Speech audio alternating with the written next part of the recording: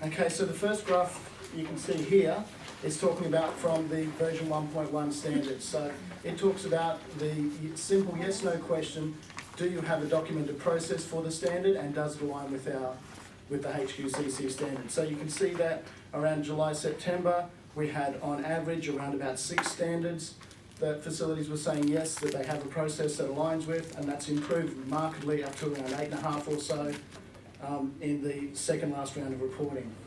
So we've seen an improvement in process reporting.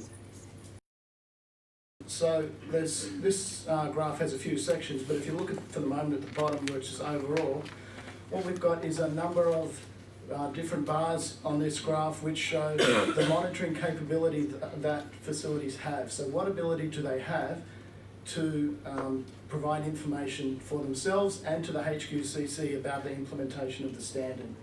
So each of the different bars in the different colours is a different reporting period, and it's nice to see that as time moves on, the monitoring capability has improved overall.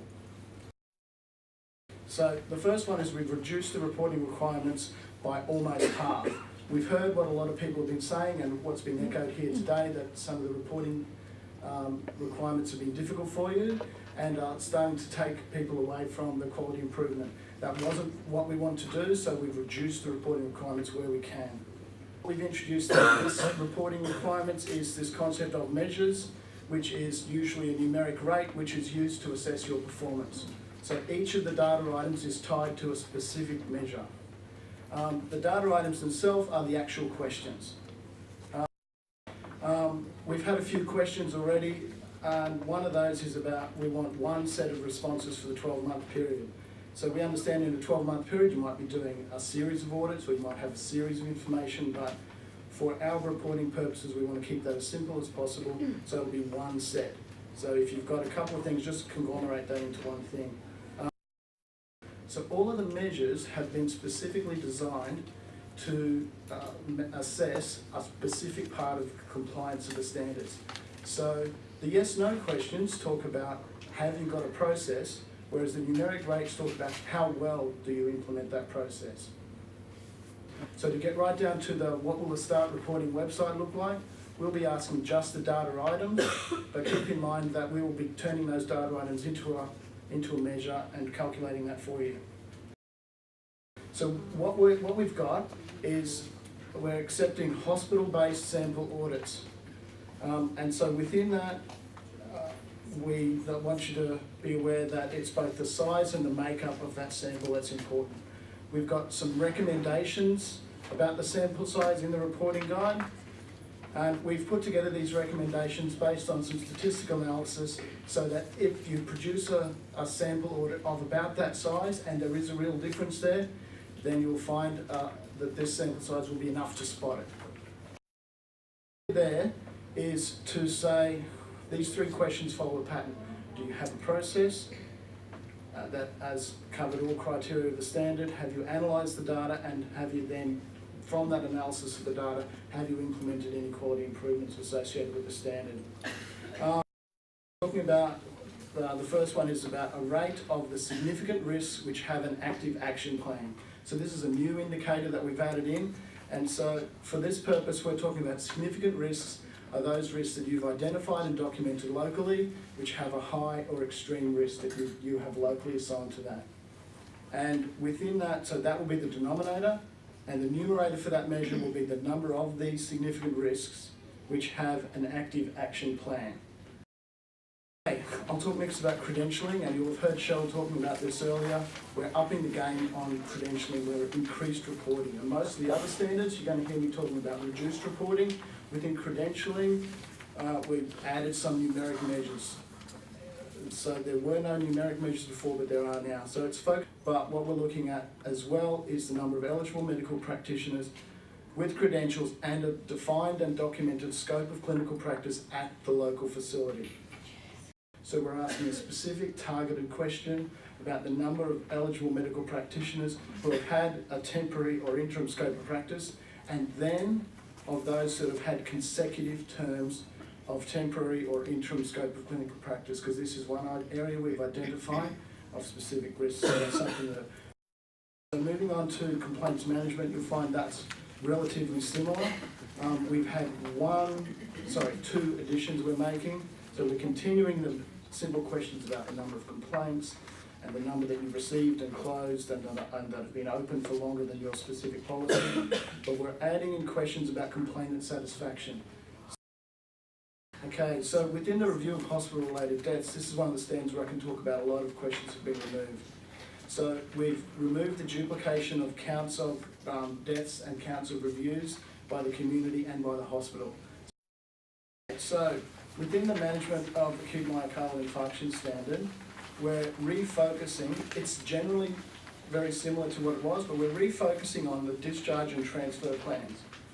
So to take up the question earlier, we're strongly focusing just on the discharge of patients after the acute management phase.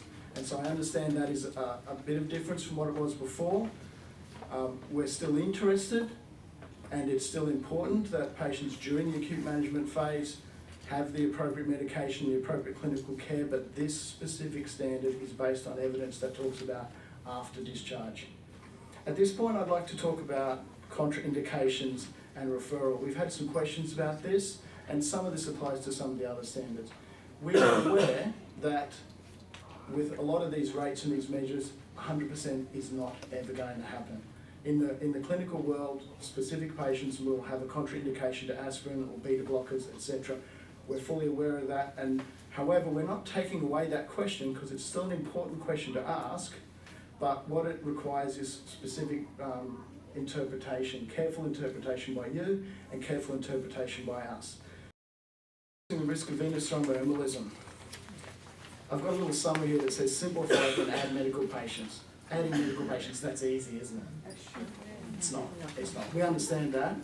So we understand that you saw from the graph that we already acknowledged that within local facilities, that is the standard that is most difficult to capture information on. That is we have the least monitoring capacity on that standard. However, the scientific evidence across the world and that's been described in the NHMRC guidelines was just too difficult for us not to work on. So we are acknowledging the difficulty, but taking a step forward and saying the scientific evidence is suggesting that there needs to be at least a risk assessment of medical patients.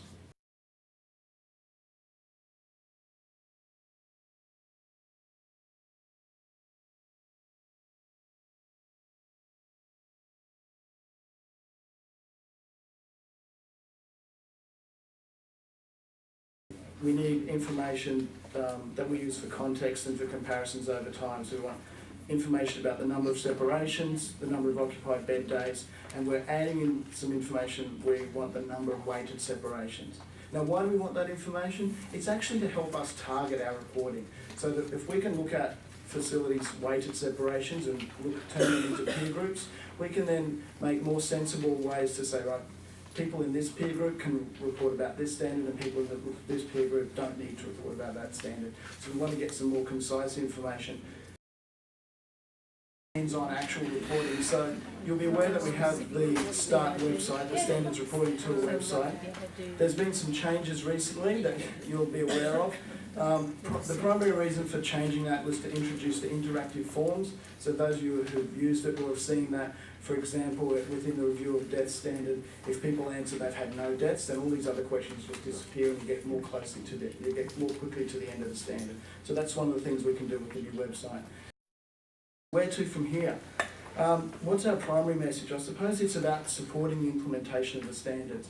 I've heard a couple of people here today talk about how they've found that having the standards is a useful way, a lever for them to do change within their local facilities, so we'd like to support that.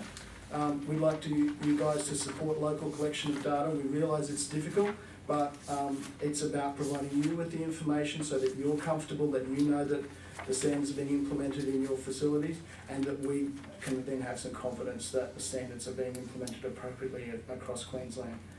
So we have the standards themselves, which we've simplified, but we have the Healthcare Standards Reporting Guide, which I talked about before. which lists out each of the measures and each of the data items and attempts to provide some general advice about technical descriptions and inclusions and exclusions.